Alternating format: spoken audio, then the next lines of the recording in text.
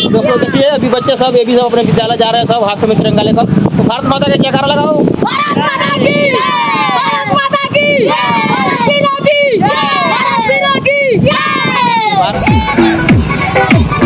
भारत माता की जय, भारत माता की जय, भारत वीरों की जय, भारत वीरों की जय।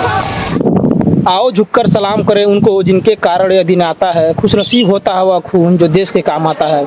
आप सभी देशवासियों को 75वें स्वतंत्रता दिवस की हार्दिक शुभकामनाएं एवं बधाई देता हूं। दोस्तों आज पूरा भारतवर्ष बहुत ही गर्व के साथ, बहुत ही हर्ष और उल्लास के साथ अपना स्वतंत्रता दिवस मना रहा है। पूरे इंडिया में पूरे देश के सभी धर्म संप्रदाय, सभी जातियों के वर्ग इस पर्व को मनाते हैं। दोस्तों भारत का सिर्फ 3 ही राष्ट्रीय पर्व है। एक 15 अगस्त है स्वतंत्रता दिवस, 2 अक्टूबर गांधी जयंती और एक तीसरा है 26 जनवरी गणतंत्र दिवस, जिस दिन हमारा देश का संविधान लागू हुआ था।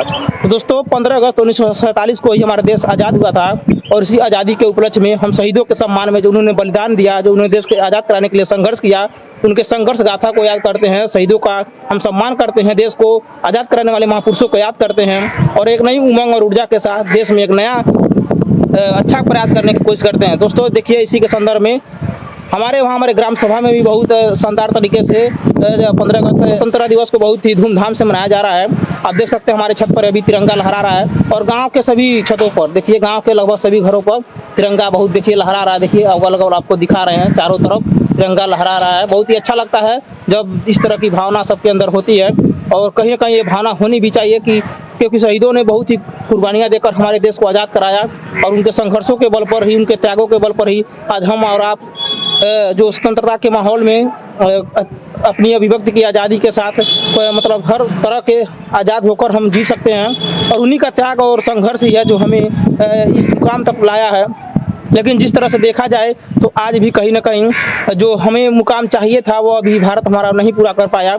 75 साल आज़ादी के हो गए लेकिन फिर भी आज तक गरीबी, अशिक्षा, बेरोजगारी और तमाम तरह के अंधविश्वास और कुरीतियों में भी हमारा भारत जकड़ा हुआ है। कहीं ना कहीं इसको दूर करने की ज़रूरत है, तभी जाकर हम एक अच्छे और सच्चे भारत के निर्माण कर सकते हैं। और हमारे शहीदों ने जो जिस तरह से बलिदान दिया, इस देश को आज़ाद कराया, उन्होंने यह नहीं सोचा था कि 75 साल में भी भारत को इस तमाम मूलभूत सुविधाएं नहीं मिल पाएंगी। क्योंकि अभी हमारे देश में जो राजनीति करने वाले नेताएं हैं, कहीं ना कहीं उनकी लापरवाही है, उनकी कहीं ना कहीं ये कमियां हैं कि आज तक हमारे भारत को अभी विकसित राष्ट्रों की श्रेणी में नहीं ला पाए और आज भी हमारा भारत भूखा, गरीब, बेरोजगार और तमाम तरह की समस्याओं से जूझ रहा है। जाति, संप्रदाय, मजहबों में बटा हुआ है और ये कहीं ना कहीं हमारे भारत की तरक्की में बाधक है और हमें इन सब चीज़ों से ऊपर उठकर देश को एक महान देश बनाने के लिए, देश को विकसित देश बनाने के लिए एक संघर्ष करने की जरूरत है। सबके अंदर एक सकारात्मक सोच लाने की जरूरत है और सबके सहयोग से ही हमारा देश आगे बढ़ेगा। हम जिस भी क्षेत्र में हैं, चाहे हम किसान हैं तो अच्छी खेती करते हैं, वही हमारा एक देशभक्ति है। हम डॉक्टर हैं तो लोगों का इलाज करें, हम इंजीनियर हैं तो अच्छा चीज़ें का निर्माण करें। जो जिस क्षेत्र में है उसी क्षेत्र में अपनी ईमानदारी से काम करें, यही सबसे बड़ी देशभक्ति है। और तभी जाकर हमारा भारत एक विकसित राष्ट्रों की श्रेणी में खड़ा हो पाएगा, तभी जाकर हमारा भारत एक बुलंदियों की ऊंचाइयों पर छू जाएगा।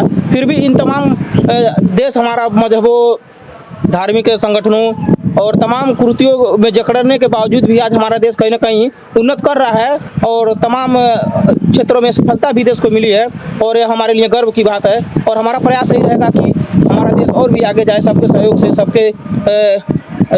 सबके सहयोग साथ से ही हम कुछ अच्छे चीज़ों को कर पाते हैं। और दोस्तों उन शहीदों के सम्मान में 2 पंक्तियाँ कहना चाहेंगे कि शहीदों की चिताओं पर लगेंगे हर बरस मेले, शहीदों की चिताओं पर लगेंगे हर बरस मेले, वतन पर मरने वालों का बाकी यही निशा होगा।